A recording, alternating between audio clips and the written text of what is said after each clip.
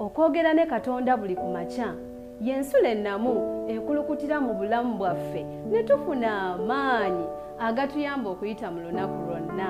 Funa amaanyi nga tonnafuluma nnyumba yo. Omulabi waffe atulaba nkwanirizaako nnyo mu puroguramu yaffe Ensulo Eyenkya, erinnya eryange Nzojo Gya Semmambo era nga ndi musinza okuva mu church eya Kabulengwa Sabbath School. Bw'oba oli eyo nga wandyagadde okusinza wamu naffe tukwaniriza buli Sabiti ne buli fellowships eya Wednesday, mu kusinza kwaffe okwa fellowships ku Wednesday ne ku Friday. Wulira essanyu ng'ojja okutendereza wamu naffe, tujja kusanyuka okukwaniriza n'okusinza awamu naawe. N'olunaku olw'olwaleero tuzze n'akasimuka kaffe ak'olunaku olwaleero era nga kalina omutwe ogugamba nti okugaanibwa ab'obuyinza bannaddiini.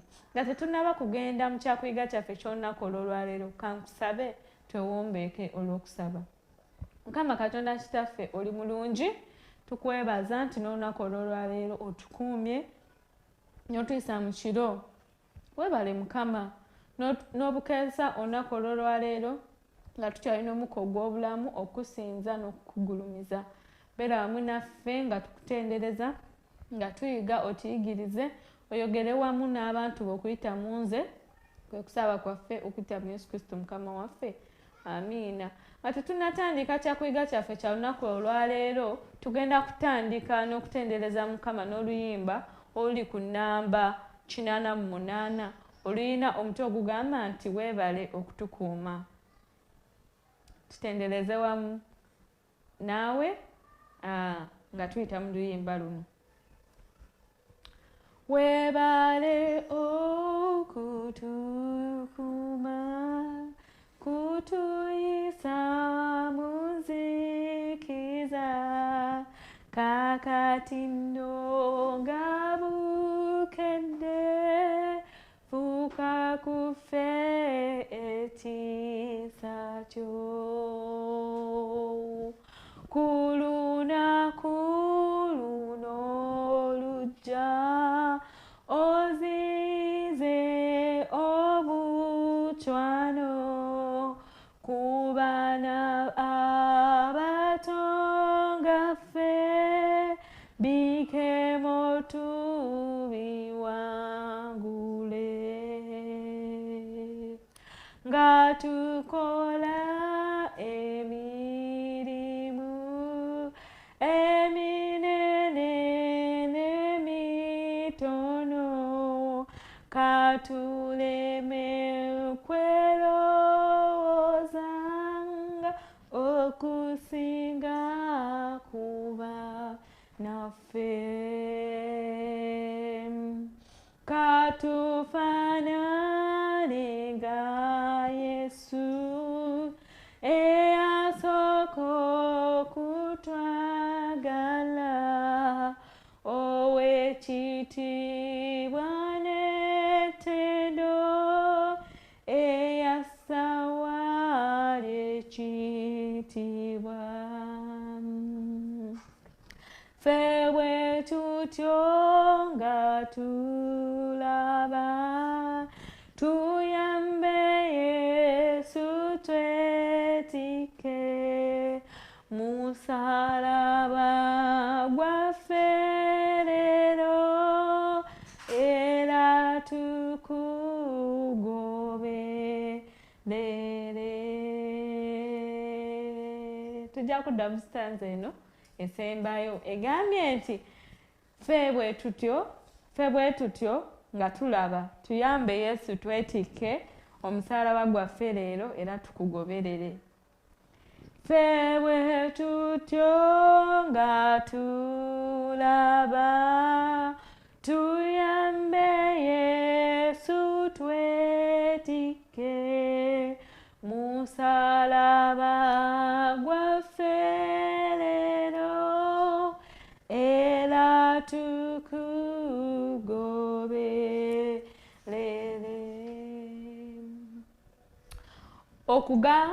Okugaanibwa ab'obuyinza. Ekyokuyiga kyaffe eky'olunaku olw'olwaleero kisinzidde mu Matayo essuula ya 2 omutwe essuula ya 2 olunyiriri olw'okuna n'olwokutaano. Matayo essuula ey'okubiri olunyiriri lw'okuna n'olwokutaano. Bayibuli eyogera n'egamba nti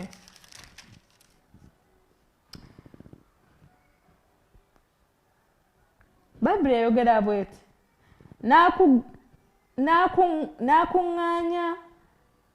n'akuŋŋaanya bakabona abakulu bonna n'abawandiisi b'abantu n'ababuuza nti Kristo azaalibwa wa? Olwokutaano lugamba lutya? Nabo ne bamugamba nti mu Beselekemu eky'Ebuyudaaya, kubanga bwe kyawandiikibwa nnabbi bwe kityo nti, olunyiriri olw'omukaaga nalwo ngenda kulusoma. Nabo ne bamugamba nti mu Beselekemu eky'emu Buyudaaya, kubanga bwe kyawandiikibwa nnabbi bwe kityo nti, naawe Beselekemu ensi ya Yuda toli mutono mu balangira ba Yuda, kubanga afuga aliva mu ggwe, alirunda abantu bange Isirayiri. Bayibuli etugambye nti n'agamba bakabona abakulu bonna n'abawandiisi b'abantu n'ababuuza nti Kristo alizaalibwa wa? Nabo ne bamugamba nti mu Beselekemu eky'omu Buyudaaya. Tulaba nti bakabona abakulu era n'abawandiisi Kerodi bwe yeebuuzaako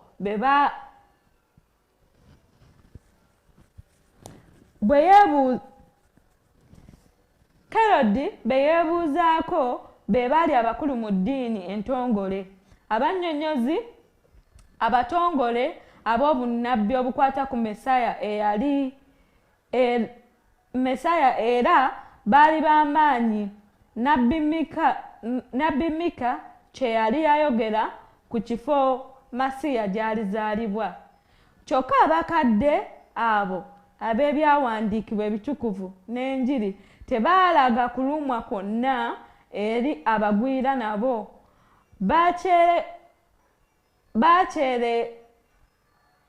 Bakyereeta ne batafaayo kuwuliriza na katono biki abagezigezi bye boogerako n'emmunyeenye etali ya bulijjo eyabakulembera mu lugendo lwonna.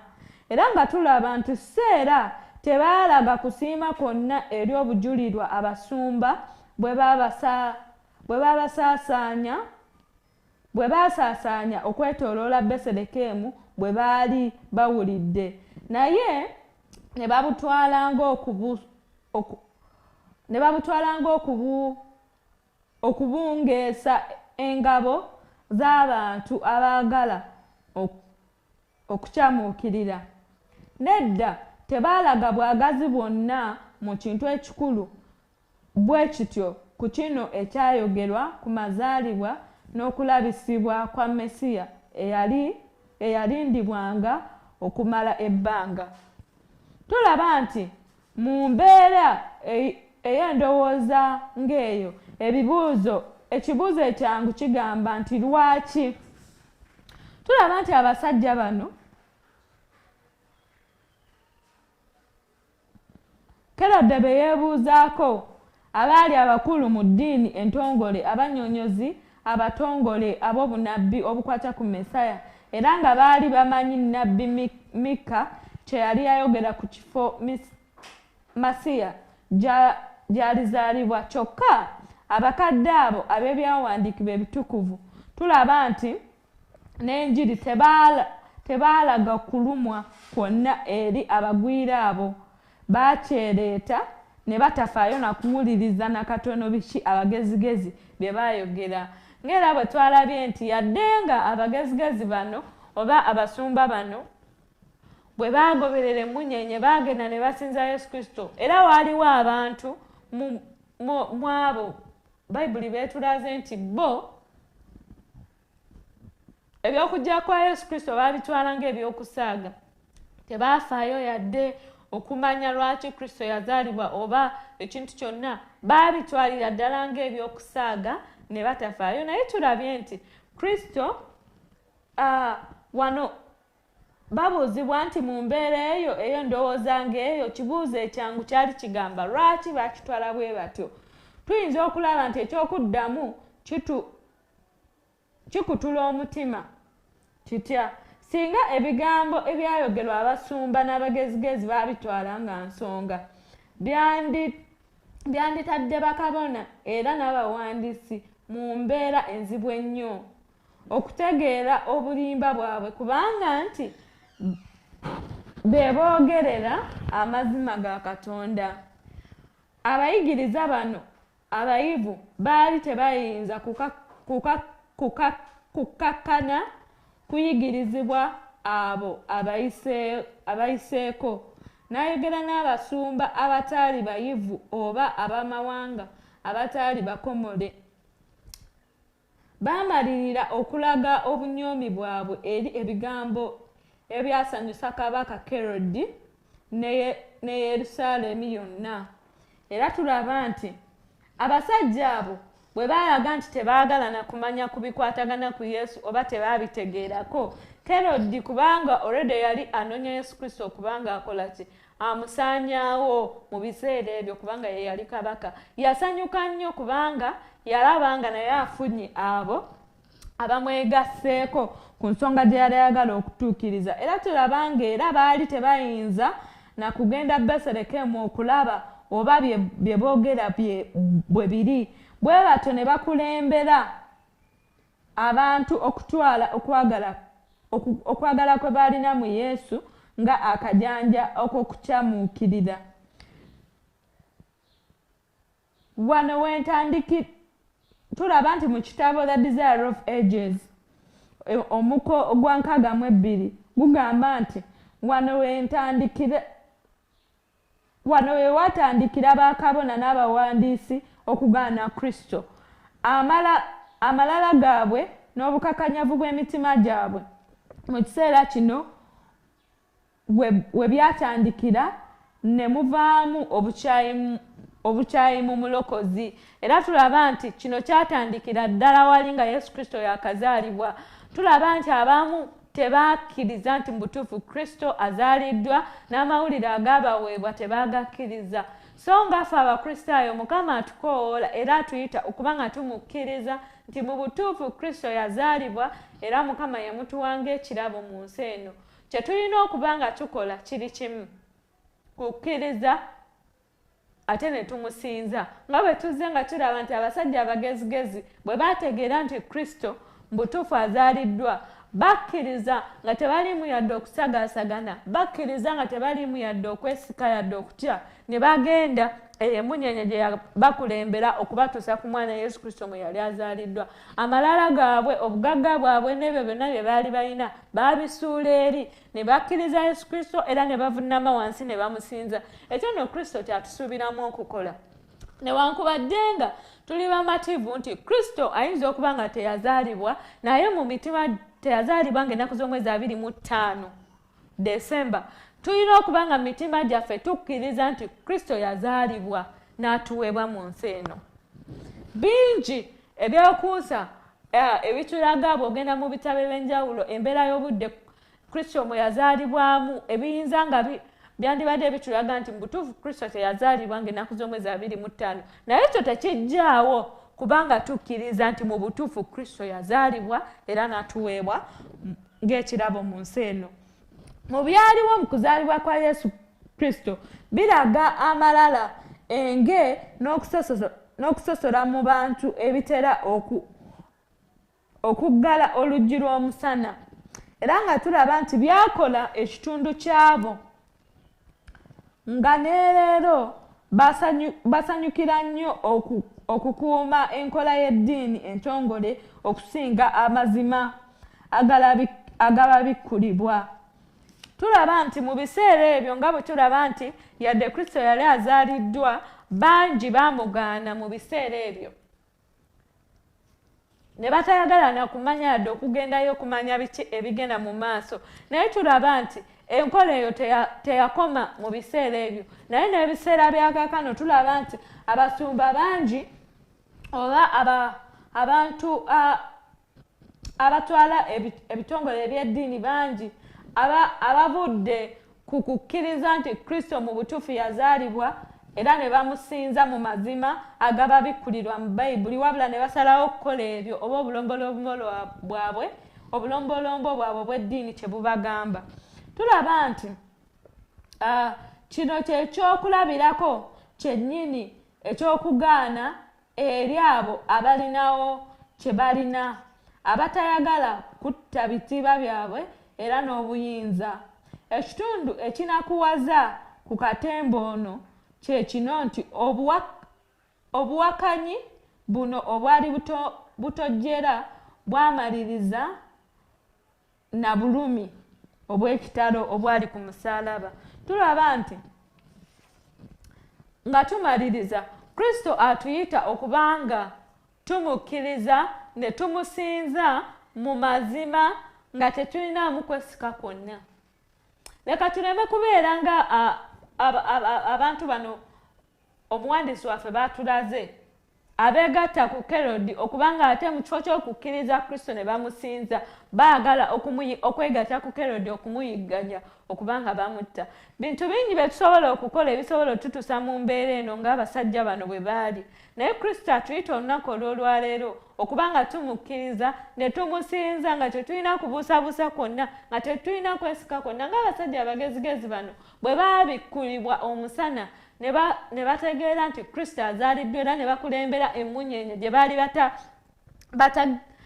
batamanyi, naye kubanga baali bamanyi nti Kristo yabawandiikira era yabagamba nti ajja kuzaalibwa, bagoberera emmunyeenye eno ne bagenda ne batuuka Kristo we yali azaaliddwa.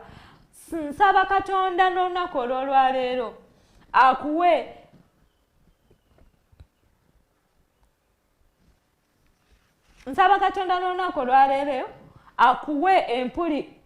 empuliriza ezimala okuwulira era n'okukkiriza obubaka bw'alina gy'oli. Seera togaana musana gwe, omusana bwe guba guzze ne gukubikulira nti Yesu Kristo yazaalibwa, naye bino byatwetaagisa okukola okubanga tumugoberera. Leka kukakanyala mutima ng'abasajja bano be tulabye abaagaana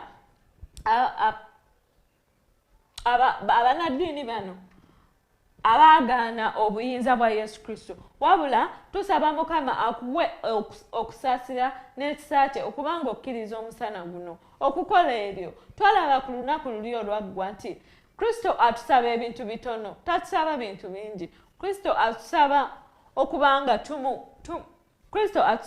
tumugondera, Kristo atusaba okubanga tumusinza mu kwagala n'emazima, okubanga tumuweereza n'ebyo byatuwadde. Olwo nno Kristo ajja kutwebikkulira, ajja tukolera ebirungi bingi, ajja kubanga tutambula wamu naye mu bulamu bwaffe.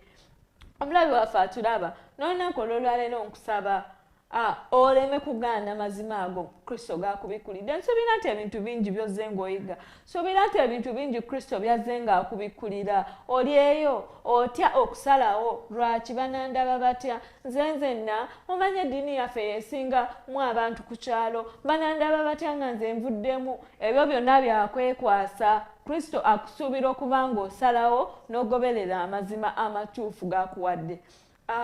Bingi by'anyuza okukugamba omulabi waffe, naye nkusaba Mukama akusaasire, akukuume, akukukuse okubanga akuwa ekisa n'amaanyi n'obuvumu okusalawo okumugoberera olunaku olw'olwaleero.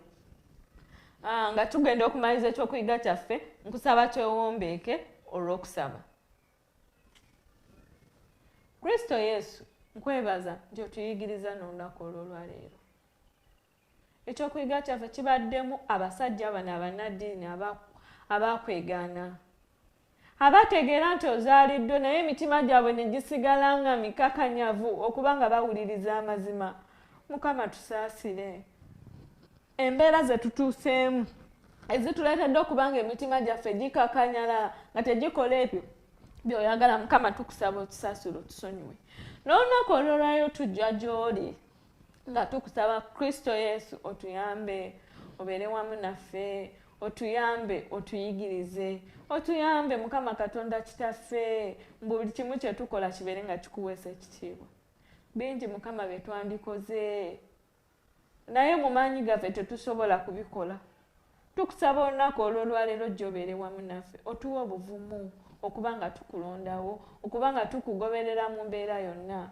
Omulabi waffe ali ku TV yaffe olunaku olw'olwaleero oba ku mikutu gyaffe gyonna ng'alaba, Mukama nkusaba omuwe omukisa mu byakola, omuwe okuganja, omuwe ebyo byonna by'ayagala Mukama okuba ng'atuukako bwe kuba nga kwagala ku Mukama bimuwe.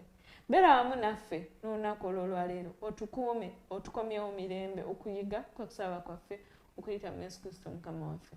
Omulabi waffe atulaba, nkwanirizaako n'olunaku olw'enkya okujja okutwegattako nga tuyigira wamu ku bigere bya Kristo mu puroguramu yaffe eno Ensulo Eyenkya. Bw'oba otulaba nga oli eyo wandyagadde okuba ng'ogambako muganda wo, muzaddewo ng'ayinza okuba nga talina TV oba nga talina, nkutegeeza nti osobola okufuna obubaka bwe buti ku lutimbe lwaffe olwa BNTV, oba osobola n'okugenda mu Google Play Store no downloadinga app yaffe eya AvventoProductions, AvventoMedia Productions, n'obeera ng'otulaba live wali ku simu yo ng'ate olaba ebigenda maaso ku TV. Ate nkwaniriza n'okuba nga ogenda mu YouTube yo n'oteekamu AvventoProductions, ojja kubanga obubaka buno na byonna ebigenda ku TV obifuna butereevu. Ate nkusaba olaikinge, followinge, ate osubscribinge ku mukutu gwaffe ogwo ogwa AvventoProductions. Nkwaniriza n'olunaku olw'enkya okuba ng'ojja nga tuyigira wamu mu puroguramu yaffe eno Ensulo Eyenkya. Sigalako ku TV yaffe bingi nakugambye era nzize nga nkugamba nti tuli mu fumbiro, tufumba programs nyingi. Omwana we ali mu holiday, weebuuza otidde oba kati remote ntambule nayo muti mu nsawo kubanga kati ngenda ku mulimu, abaana ngenda baleka waka bali mu holiday, ate omanyi abaana balabalaba. Nedda, teeka ku BNTV obagambe olwaleero musibe nga mulaba. Nsuubira nti ojja kukomawo nga bakunyumiza biki bye balabye. Bingi programs nyingi Mukama zaateeseteese ng'ayagala okulyowa omwoyo gwo ogw'omwana wo n'ogw'omuntu yenna gw'obeera mu nnyumba yo naye. Beera wamu naffe tusinkane olunaku olw'enkya, Mukama akumpeera omukisa. Amannya nsigadde nze Georgia Semmambo.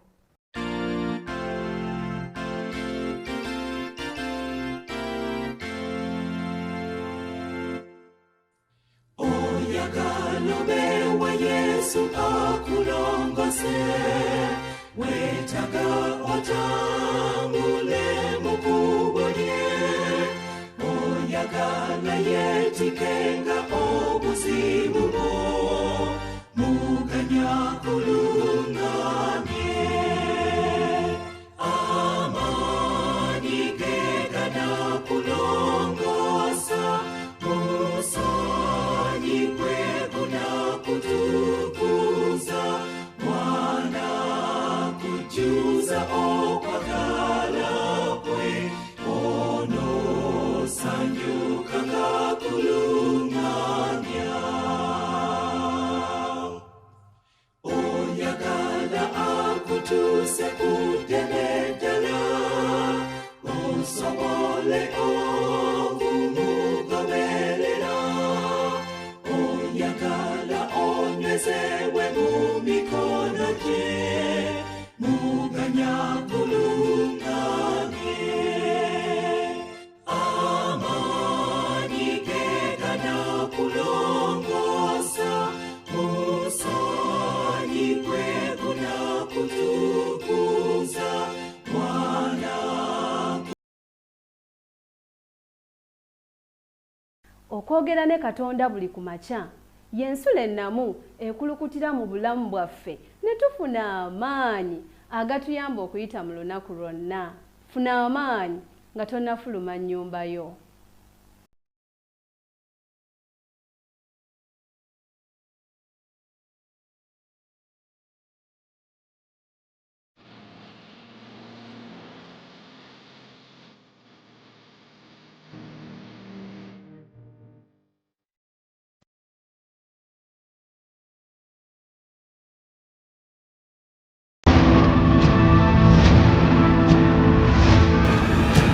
There is no story, no movie, no book ever written so intriguing and fascinating as the story of the Bible. The Bible can be strange and fascinating and at times outright comical and funny. For example, we read of a story of a man called Balaam. He beat his donkey so much and the donkey spoke to him in a human voice. We read the story of a man named Jonah whom God sent out on a mission, and the guy refused right away and went off in a different direction. He was later sold by fish for 3 full days, leaving a million questions. Did the fish eat any more food and water, or it fasted dry for the 3 days? How did he breathe? Much of this leaves people wondering whether the Bible can be trusted. Here, on a microscope, we take a deeper and closer look at the stories and characters of the Bible.